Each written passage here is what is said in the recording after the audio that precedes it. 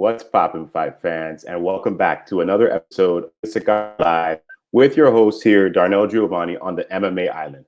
And today we have a very special guest, and I'm so excited to talk to her. She has a record of 9-6. She's beaten the likes of Sarah McMahon. She's beaten the likes of former champion Jessica Andrade. So happy to bring in Marion Reneau. She is in the house. Welcome to the show, Marion. Awesome. Thank you. Thank you for having me. Absolutely. How have you been doing so far in this pandemic time? I know you fought back in June, but since that time period, we haven't seen you in the cage. Has the UFC not offered you another fight, or have you been dealing with some injuries maybe? Oh yeah, I was offered another fight, and a freak accident 10 days before, and I ended up fracturing my hand. So unfortunately, I had to pull out. Since then, I have healed it, and I've come back more determined than ever. I hate pulling out of fights only because the lead up to it is so intense and it's so disciplined, and you put so much time into it that, you know, pulling out last minute is definitely not something any fighter wants to go through. So since that time, I've healed up stronger than ever, and I'm feeling great. Glad. I'm so happy you're doing better after that injury. I know being an MMA fighter, you go through injuries all the time, and fighters have worse injuries, but glad you're doing okay. You're a gym owner now, Trifecta Gym. How's that going? Oh man, it's so much fun.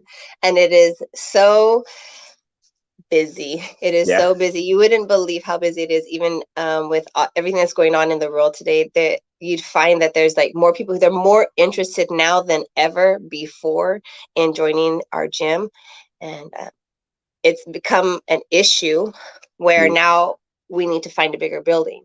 And I don't think that's quite the issue, but man, it's a blessing. It's a blessing. The last time we saw you in a cage, it was against Raquel Pennington, and she recently came out and she tested positive for some banned substances. Do you think that maybe gave her an advantage in her last fight against you? You know, I don't really want to comment on that because I don't know and I don't understand the medical issues behind it. Only she knows, and only the doctor knows what he was doing when he prescribed her that and when she took it. So I really don't want to comment on that because I don't have a lot of the background. It's like we hear a story that comes out, we just read the headline and we make an assumption.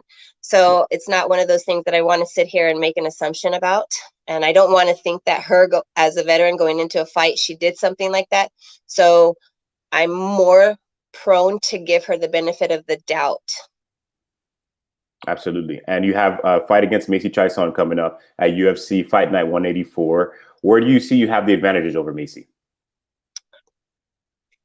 You know, when you get in a fight, you think you have all these advantages. Oh, I'm better here. I'm better there. And I don't really like to go into that just because that just kind of makes an ass out of a person because anything can happen in a fight. But I do believe that my ground game, I've been doing jiu-jitsu for 15 plus years. And so obviously, you know, I feel like my ground game it's at the top of its game right now. And I feel that in that area. But with that being said, at any time, anybody can get caught on the ground. So it's not like, hey, I'm going to toot my own horn. I'm not stupid. I'm not naive to think that, hey, she's practiced arm bars over and over again, and she's just a master of arm bars. So, you know, I'm still on high alert. And were you okay taking the fight because, you know, you're ranked higher than her? You're number 10 ranked in the Bantamweight division. She's lower than you. Was that all right? You know what? I don't ever say no. They're like, hey, we have this person for you. And the first thing I say is like, all right, let's run it. Let's run it. You know, I'm paid to fight. So people are paid to see us fight. That's what we're here to do. That's what I need to do. Yeah, and she was somebody that came out and said she didn't like Valerie Loretta, you know, showing her body on Instagram. You know, she had a lot of things to say about that. Do you feel the same way about women's MMA and, you know, how they promote themselves on the internet? You know, you have the Paige Van Zants, Valerie Loretta using a certain way to promote themselves. Are you okay with that? To each their own. If that's how you want to portray yourself, then that is your right, and that is the internet today. That's not something that I would do or something that maybe she would do. Maybe that's why she commented on it. But to me, I have no comment on people who choose to do what they want on the internet. I have a choice. Do I want to follow her? If I don't want to see it, then I don't need to follow them. And then I just don't comment. So for me, it's whatever. Do whatever you want. Absolutely. And do you feel any pressure, like your job is on the line with this fight? You know, you've been on a little bit of a three fight losing skid, but do you feel extra pressure on with this fight? No, I don't put extra pressure on me. I'm fighting some of the best athletes in the world. Yeah. Right now, when you think about it, at 43 years of age, you're fighting the best athletes in the world, and you're putting up a good fight. I don't think that I went in there unprepared. I don't think that I went in there, and a couple of them I felt like I had beaten, and that's for argument, I guess, later on. But Yeah. I don't feel that I'm going to put any extra pressure on me. I've been an athlete pretty much all my life, and I've learned not to dwell on the past and make it affect my future performances. So right now, my goal, my mindset is just on this particular fight, and that's it. And speaking of going back a little bit, you started your career at age 30, I believe, right? Your MMA career. 29, And yes. 29. Did you feel that, was there anybody specifically that made you want to go into mixed martial arts? Like Oh somebody you yeah. looked up to? Oh yeah. So everybody remembers that fight between Chris Cyborg and Yeah, Gina Carano. absolutely. And the first time I seen that, I was like, what? They're fighting for money? I can do that. And that is exactly what I said. And I thought it was the neatest thing because I'm like, I grew up a little rough around the edges, and I got into lots of fights in high school and in elementary school and kindergarten. So when I found out that you can fight and not get arrested and not get in trouble, I thought that was the best thing ever. That's awesome. And you're a mom, of course. I feel like they don't speak about that enough in the UFC. But when your son was younger, what did you tell him? Mom, you're going to go do this. Did he understand what you were going to go out and do there? I don't think he did. But he was raised in the gym. So at the age of, I'd say 4 or 5 years old, he would sit off in the corner. He'd have a animal backpack. It would be full of little tiny animals. And he would have a little war with his animals. And then he'd look over and watch me train. And that was his life for pretty much his whole entire life until he was able to stay at home alone. So he's never known anything but seeing me in the gym. And so the first and only time he went to go watch me fight, it was at Tachi Palace. And I remember after I came back to him, I'm like, hey, did you see mommy fight? He's like, I did not like that. I did not like, my stomach felt bad, mommy. I did not like that at all. He was so nervous. And he had never had butterflies in his stomach. And I thought that was the cutest thing. So since then, he doesn't really watch me fight. He'll peek in and then he'll dip out and then he'll peek in, but he doesn't like the way it makes his stomach feel. Does he have any interest in getting into MMA, or like, does he take any classes? When he was younger, Yeah. I required that of him.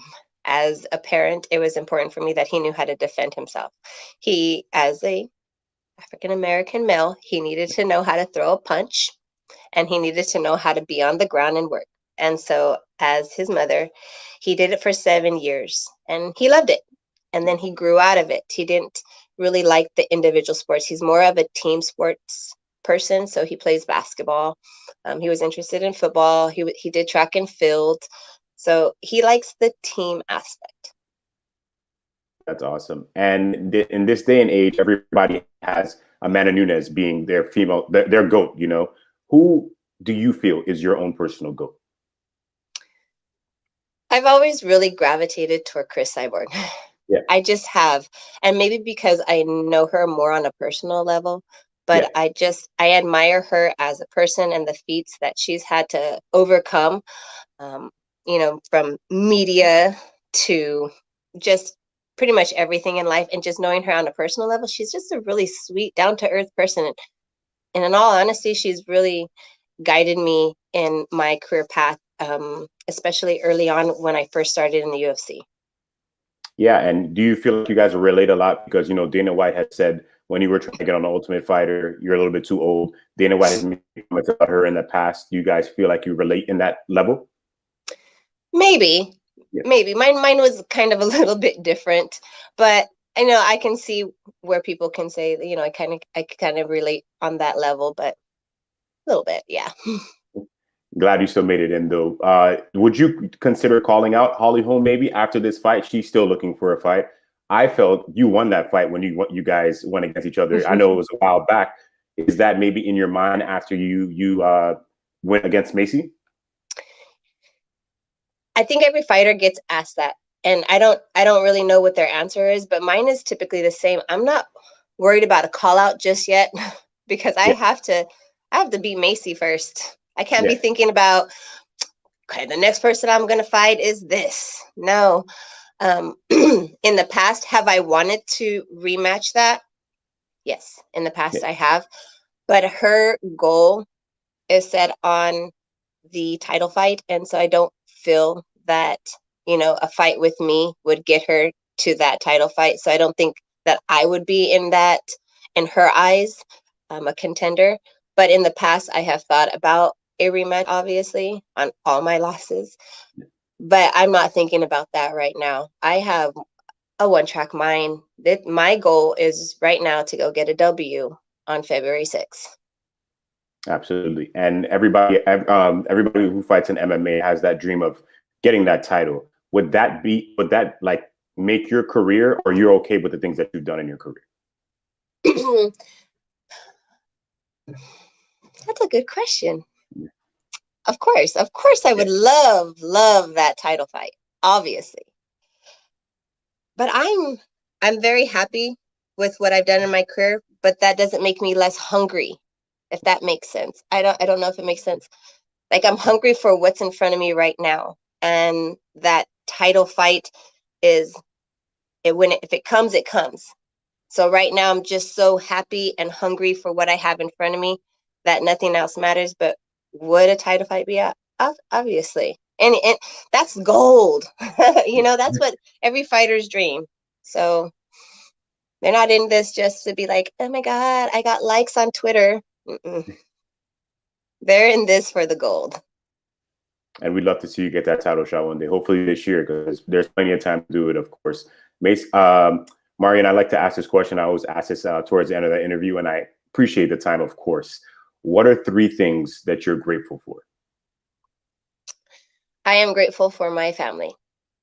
That's my mom and my dad, my husband, my son. I am grateful for the circle of friends that I have in my corner. I'm grateful for that.